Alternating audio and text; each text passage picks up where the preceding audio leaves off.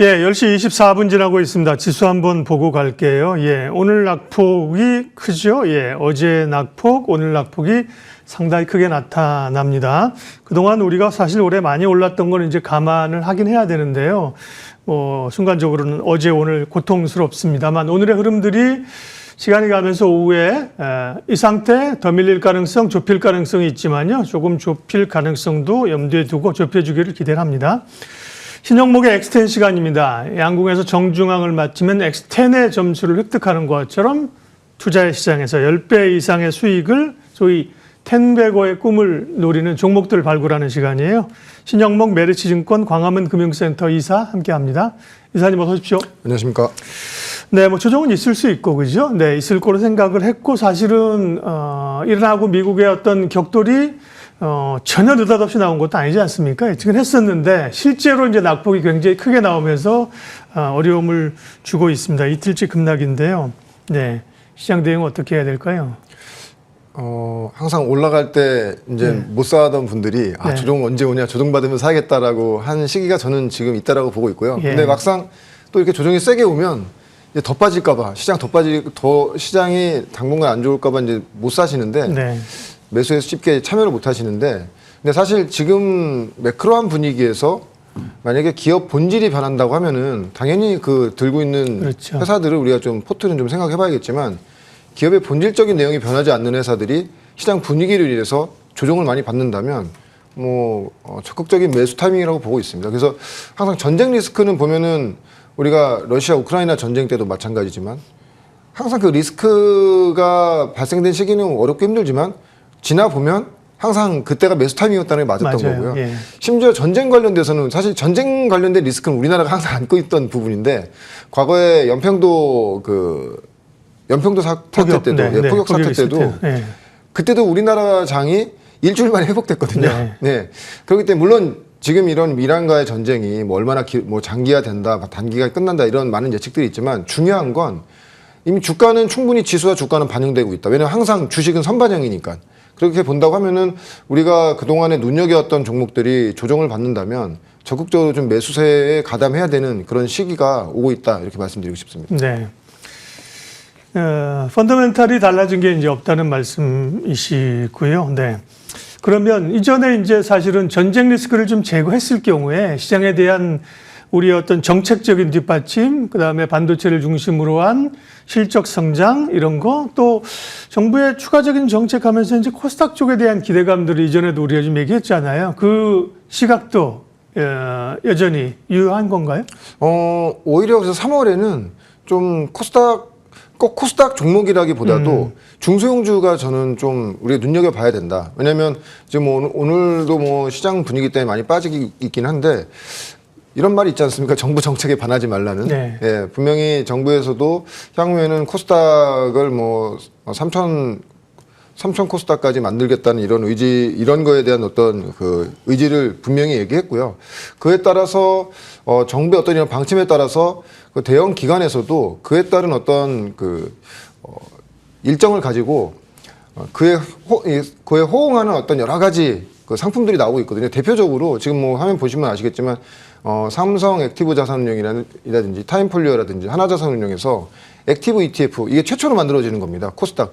여러분이 아시는 코스닥 150 같은 경우에는 액티브는 아니죠. 그냥 상위 150개의 종목을 ETF로 담아서 그냥 인덱스로 그냥 패시브라고 하는데 근데 좀 더 거기서 핀셋으로 골라내서 좀 더 성장성이 확실한 주식들을 액티브로 만들겠다. 그래서 되게 보면 이런 주식들이 물론 여기에 참여돼 있는 종목들은 당연히 수급적인 요인으로 되게 좋은 흐름이 나올 수 있겠는데 여기에 들어가지 않은 종목들이라고 해도 시장의 분위기가 어떤 센티멘탈한 분위기가 코스닥의 어떤 중소형주라든지 이런 코스닥 성장주들이 좋은 분위기로 간다고 하면은 코스닥의 흐름이 당연히 좋아질 것이라고 예상하고 있고요. 이렇게 된다고 하면은 정부에서 지금 3월 10일 정도부터 아마 시작될 것 같은데 그리고 아마 3월에 아마 정부 정책도 코스닥 관련된 정부 정책이나 중소기업들을 살리는 여러 정책들이 3월에 나올 것으로 예상되고 있습니다. 그렇게 된다고 하면은 코스닥도 3월부터는 좀 봐야 된다. 물론 지금 코스피도 조정을 많이 받고 코스닥도 조정 많이 받겠지만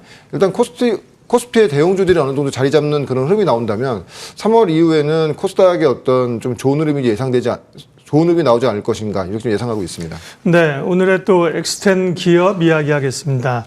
링크솔루션이라는 기업을 차트를 한번 CG를 보여주세요. 오늘 이제 링크솔루션이고요. 새롭게 얘기하는 종목은 아니고 이제 언급했던 종목인데 오늘 링크솔루션이 10%가 빠지고 있습니다.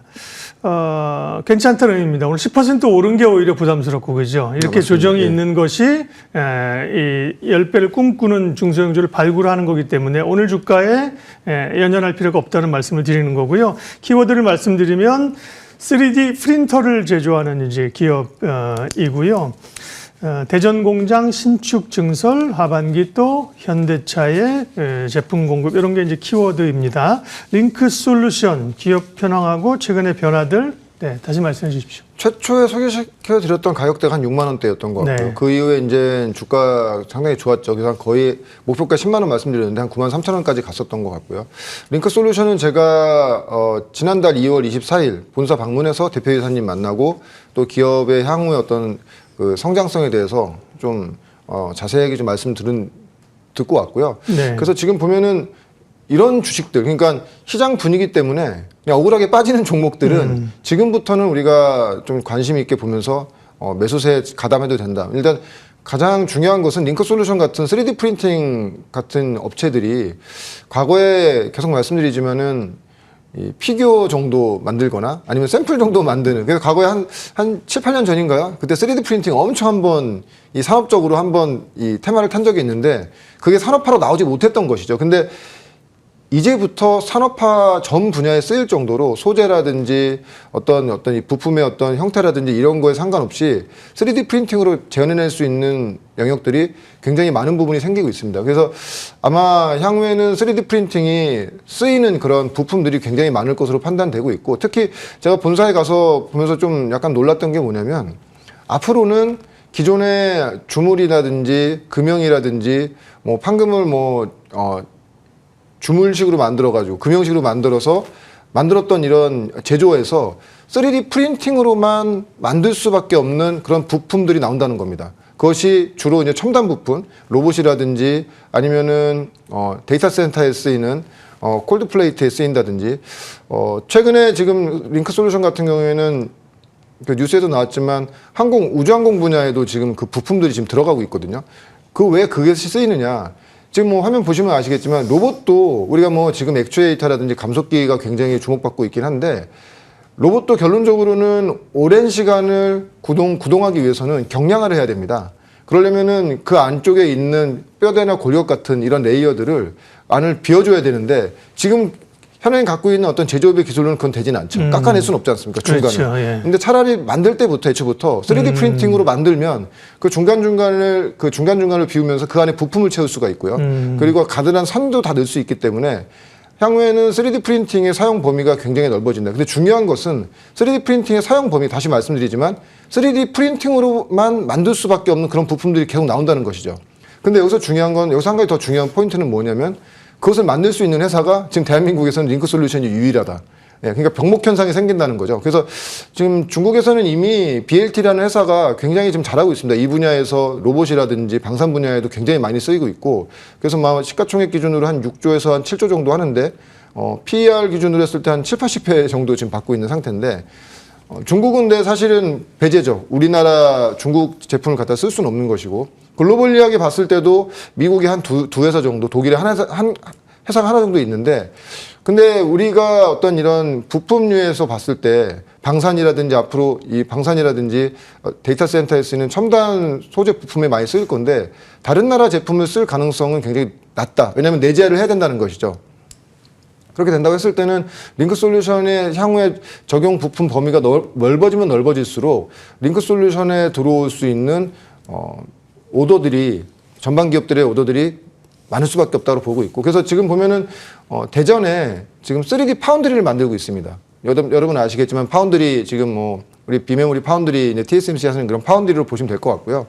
근데 이 회사도 1월 한 11일에서 12월 정도 준공돼서 하반기에는 여기서 제품이 나올 것 같은데 이미 만들기 전에 거의 풀캐파일 정도로 전방 기업들에서 굉장히 지금 요청이 많은 상태고요. 그래서 아마 한 2분기 넘어가는 시점부터는 또 1공장 아직 만들어지지 않은 상태에서도 2공장을 또 준비해야 될 정도로 굉장히 지금 전방 산업이 굉장히 좋고요.